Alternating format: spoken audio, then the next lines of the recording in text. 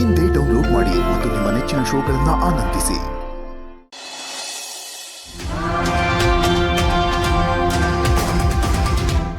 ಅಪ್ಪ ನೀವು ಆಸೆ ಪಟ್ಟ ಹಾಗೆ ಮ್ಯಾರೇಜ್ ಸರ್ಟಿಫಿಕೇಟ್ ಕೆಲಸ ಎಲ್ಲ ಆಯಿತು ನೋಡಿ. ನಮಗೂ ಇದ್ರ ಬಗ್ಗೆ ಫ್ಲ್ಯಾಶೇ ಆಗಿರಲಿಲ್ಲ. ಇಂಥದ್ದನ್ನೆಲ್ಲ ಜ್ಞಾಪಿಸೋದಕ್ಕೆ ತಾನಪ್ಪ ಮನೆಯಲ್ಲಿ ಹಿರಿಯರು ಅನುಭವಿಗಳು ಅಂತ. ಏನೋ ಅರ್ಜೆಂಟಾಗಿ ಕರೆಸ್ಬಿಟ್ಟೆ, ಬೇರೆ ಎಲ್ಲೋ ಬ್ಯುಸಿಯಾಗಿದ್ದೆ ಅಂತ ಕಾಣುತ್ತೆ. ನೀನು ಹೋಗ್ಬೋದು. ಇದೇನಪ್ಪ ಮುಖ್ಯವಾದ ವಿಷಯನೇ ಮರೆತುಬಿಟ್ರಿ. ಇತ್ತೀಚೆಗೆ ನಿಮಗೆ ಮರೋ ಜಾಸ್ತಿ ಆಗ್ಬಿಟ್ಟಿದೆ. ನಿಮ್ಮ ಫುಡ್ಡಲ್ಲಿ ಡ್ರೈ ಫ್ರೂಟ್ಸು ಮತ್ತು ಗ್ರೀನ್ ಲೀಫ್ ಜಾಸ್ತಿ ಮಾಡಬೇಕು. ವಯಸ್ಸು 60 ದಾಟದ್ಮೇಲೆ ಅಲ್ಝೈಮರ್ಸ್, ಅದೇ ಮರೆಯೋ ಕಾಯಿಲೆ, ಅದು ಬರಬಾರ್ದು ಅಂತ.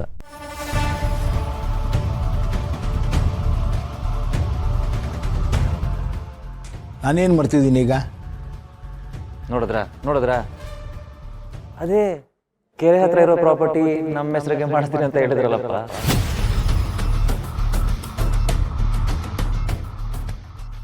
ಮಾಡಿಸೋಣಂತೆ.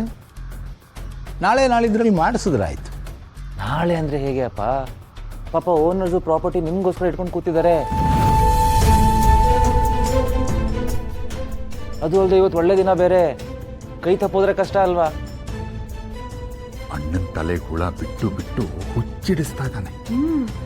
ಈ ಕರ್ಣ ಬಹಳ ಬದಲಾಗಿದ್ದಾನ್ರಿ ಇತ್ತೀಚೆಗೆ. ನೋಡು, ಇಟ್ಟಾಡಿಸ್ತಾ ಇದ್ದಾನೆ ಅಣ್ಣನ್ನ. ಈ ಅಣ್ಣ ನೋಡು, ಬಾಯಿ ಬಿಟ್ಕೊಂಡು ಬೆಪ್ಪ ಕಡಿ ಥರ ನಿಂತಿರೋದು. ನೀನೇ ಹೇಳ್ದಲ್ಲ ರಮೇಶ, ಯಾವ ಕೆಲಸನೂ ತಡ ಮಾಡಬಾರ್ದು ಅಂತ. ಏನೇ ಇದ್ರು ಚಟ್ಪಟ್ ಅಂತ ಮುಗಿಸ್ಬಿಡ್ಬೇಕು. ಪಾಪ ಸುಸ್ತಾಗಿರುತ್ತಮ್ಮ ಹುಡುಗಿ, ಸ್ವಲ್ಪ ರೆಸ್ಟ್ ತಗೊಳ್ಳಿ, ಆಮೇಲೆ ಮಾಡಿಸಿದ್ರಾಯ್ತು. ಏನೀಗ? ಅಪ್ಪ ನಿಮ್ಗೆ ಯಾರಿಗೂ ತೊಂದರೆನೇ ಆಗ್ಬಾರ್ದು ಅಂತ ನಾನು ಇನ್ನೊಂದು ಐಡಿಯಾ ಮಾಡಿದ್ದೀನಿ. ವೆಂಕಟೇಶ್ ಅವರೇ ಬನ್ನಿ.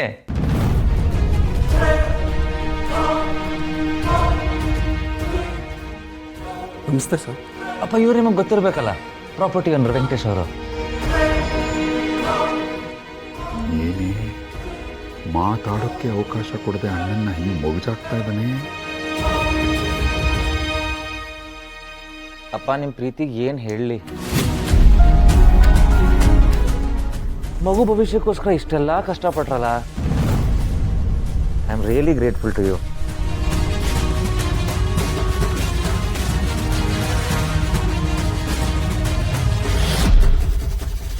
ನಿಜವಾಗ್ಲೂ ರುಚಿ, ನಿಮ್ಮ ಮನೆಯವರೆಲ್ಲ ನಮ್ಮ ನಿತ್ಯಾಗಿ ತೋರಿಸ್ತಾ ಇರೋ ಪ್ರೀತಿ ನೋಡಿದ್ರೆ ನನ್ನ ಮನಸ್ಸು ತುಂಬಿ ಬರ್ತಾ ಇದೆ ಕಣೆ. ಅಯ್ಯೋ ಇವಮ್ಮನೋ ಇವ್ರ ಓವರ್ ಆಕ್ಟಿಂಗು ನೋಡಲಾರೆ ತಾಳಲಾರೆ. ಪಿಳಿ ಕಣ್ಣು ಬಿಟ್ಕೊಂಡು ಮೂಗರ್ಲಿಸ್ಕೊಂಡು ಆಡಿದ್ದೇ ಆಡು. ಇಂಥ ಒಳ್ಳೆ ಸಂದರ್ಭದಲ್ಲಿ ಸ್ಯಾಡ್ ಸಾಂಗ್ ಹಾಕೊಂಡು ಕುಣಿಬಾರ್ದು, ಜೋಶಲ್ ಸಾಂಗ್ ಹಾಕೊಂಡು ಕುಡಿಬೇಕು. ನೀನು ಅಳ್ಮುಂಜಿ ಥರ ಅಂತ ಅಳ್ಬೇಡ. ಗೊತ್ತು ನಮ್ಮ ಮುಂದೆ ಸ್ವಲ್ಪ ಓವರೇ, ಒಪ್ಕೋತೀನಿ. ಗೊತ್ತಾಯ್ತಲ್ಲ. ವೆಂಕಟೇಶ್ ಅವರೇ, ಪ್ರೊಸೀಜರ್ ಏನೇನಿದೆ ಶುರು ಮಾಡಿ. ಕರ್ಣ ಸರ್, ಒಂದ್ಸತಿ ಡಾಕ್ಯುಮೆಂಟ್ಸ್ ಚೆಕ್ ಮಾಡ್ಕೊಂಬಿಡಿ. ಅಪ್ಪ ಮಾಡಿದ್ದಾರೆ ಅಂದರೆ ಪಕ್ಕ ಪರ್ಫೆಕ್ಟ್ ಆಗಿರುತ್ತೆ. ನೀವು ಕೊಡಿ.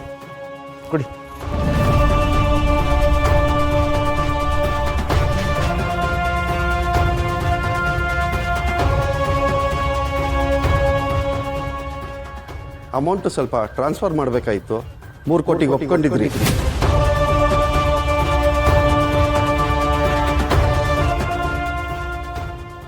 ಫುಲ್ ಅಮೌಂಟು ಕೊಡ್ತೀನಿ ಅಂತ ಹೇಳಿದ್ರು ಸರ್. ಕೊಡ್ತೀನಿ ರೀ, ಕೊಡಲ್ಲ ಅಂತಂದ. ಅದು ಬ್ಯಾಂಕ್ನಲ್ಲಿ ಏನೋ ಪ್ರಾಬ್ಲಮ್ ಆಗಿದೆ, ಲಿಮಿಟ್ ಕ್ರಾಸ್ ಆಗಿಬಿಟ್ಟಿದ್ದೀನಿ ಅಂತ. ಅದಕ್ಕೋಸ್ಕರ 1-2 ದಿನ ಬಿಟ್ಟು ಕೊಟ್ರೆ ಆಗಲ್ವೇ? ಆಗುತ್ತೆ. ಚೆಕ್ ಕೊಟ್ಬಿಡಿ ಅಪ್ಪ. ಚೆಕ್ ಆಗ್ಬೋದು ಸರ್. ಸರ್, ಪ್ರಾಪರ್ಟಿ ಯಾರ ಹೆಸ್ರಿಗೆ ಮಾಡಿಸ್ಬೇಕು? ಪ್ರಾಪರ್ಟಿನ ನಿತ್ಯ ಹೆಸರು ಮಾಡ್ಬಿಡಿ.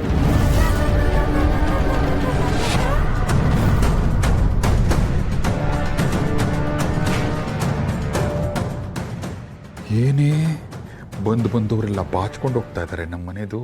ಅಯ್ಯೋ ಅದೆಲ್ಲ ಏನು ಬೇಡ ಕರ್ಣ. ಪ್ರಾಪರ್ಟಿ ಏನೇ ಇದ್ರೂ ಅದು ನಿಮ್ಮ ಹೆಸರಲ್ಲೇ ಇರಲಿ. ನಿತ್ಯ ಅವರೇ ಪ್ಲೀಸ್ ಬೇಡ ಅನ್ಬೇಡಿ. ಮಗು ಭವಿಷ್ಯಕ್ಕೋಸ್ಕರ ಅಪ್ಪ ಪ್ರೀತಿಯಿಂದ ಕೊಡ್ತಿರೋ ಗಿಫ್ಟ್ ಅದನ್ನು ಬೇಡ ಅನ್ಬಾರ್ದು. ರೀ ಎಲ್ಲರೂ ಸೇರ್ಕೊಂಡು ಗುಡ್ಸಿ ಗುಂಡಾಂತರ ಮಾಡ್ಬಿಡ್ತಾರೆ ಅನ್ಸುತ್ತೆ. ನಾವು ರಂಗೋಲಿ ಹಾಕ್ಬೇಕಾಗತ್ತೆ. ನಿಂಗೆ ಅದು ಬರಲ್ಲ. ಇದು ಇದು ನನ್ನ ಡಾರ್ಲಿಂಗ್. ನಿತ್ಯ, ನೀನು ಈ ಮನೆಗೆ ಬಂದಾಗಿಂದ ನಾವು ನಿನ್ಗೇನು ಗಿಫ್ಟೇ ಕೊಟ್ಟಿಲ್ಲ. ಬೇಡ ಅನ್ಬಾರ್ದು. ತಗೋ. ಆದ್ರೂ ಲಚ್ಚಿ, ಇದೆಲ್ಲ ಕರ್ಣನ ಹೆಸರಲ್ಲೇ ಇರಲಿ, ನಿತ್ಯನ ಹೆಸರಲ್ಲಿ ಬೇಡ ಅನ್ನಿಸ್ತಿದೆ ಕಣೆ. ನಾನು ನಿನ್ನೇನು ಕೇಳಿದ್ನಾ? ಏನು ಮಾತಾಡಬಾರ್ದು, ಗಪ್ ಚಿಪ್ಪಾಗಿರ್ಬೇಕು, ಗೊತ್ತಾಯ್ತಾ? ಸುಮ್ಮನೆ ಕೂತ್ಕೊ.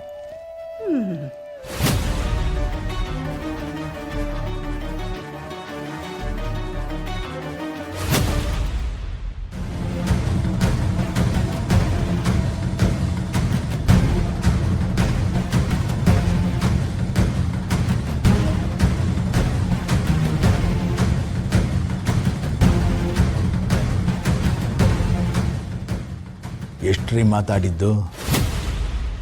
3 ಕೋಟಿ ಅಪ್ಪ, ಒನ್ ಟೈಮ್ ಪೇಮೆಂಟ್.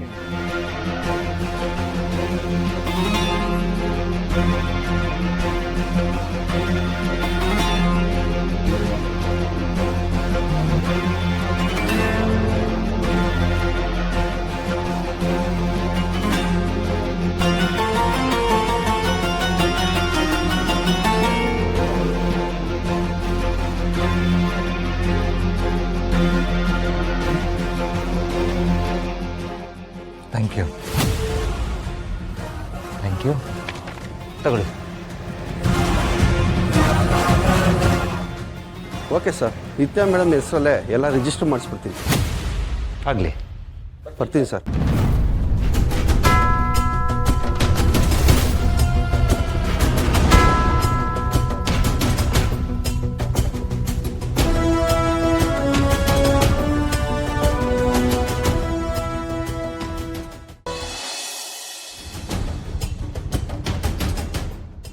ಏನಾಗಿದೆಯೋ ನಿನಗೆ? ಏನಾಯ್ತಮ್ಮ? ಏನಾಯ್ತು ಅಂತ ನನ್ನನ್ನು ಕೇಳ್ತಿದ್ಯಾ? ಈ ಪ್ರಶ್ನೆ ನಾನು ನಿನ್ನನ್ನು ಕೇಳಬೇಕು. ಯಾಕೆ ಹೇಗಿದ್ಯಾ? ಈಗ ನೀನು ಮಾಡಿದ್ದು ಏನು? ಮ್ಯಾರೇಜ್ ಸರ್ಟಿಫಿಕೇಟ್ ಸೈನ್ ಮಾಡಿಸ್ದೆ ಅಂತ ಕೇಳ್ತಿದ್ಯಲ್ವಾ? ಹೌದು ಕಣೋ. ಅದೇನು ಅಂತ ನಿರ್ಧಾರ ತಗೊಂಡೆ. ಅದಷ್ಟೇ ಅಲ್ಲ, ಇತ್ತೀಚೆಗೆ ನೀನು ನನಗೆ ಬೇರೆ ಥರನೇ ಅನಿಸ್ತಿದೀಯಾ. ನಿನ್ನ ವರ್ತನೆ, ನೀನು ಮಾತಾಡೋ ರೀತಿ, ನಿರ್ಧಾರ ತಗೊಳ್ಳೋ ಶೈಲಿ ಎಲ್ಲ ವಿಚಿತ್ರವಾಗಿದೆ. ನನಗೆ ಒಂಥರ ಗೊಂದಲ ಆಗ್ತಿದೆ. ಅಷ್ಟೇ ಅಲ್ಲ, ಆತಂಕ ಆಗ್ತಿದೆ. ಎಲ್ಲ ಸರಿ ಇದೆ ತಾನೇ?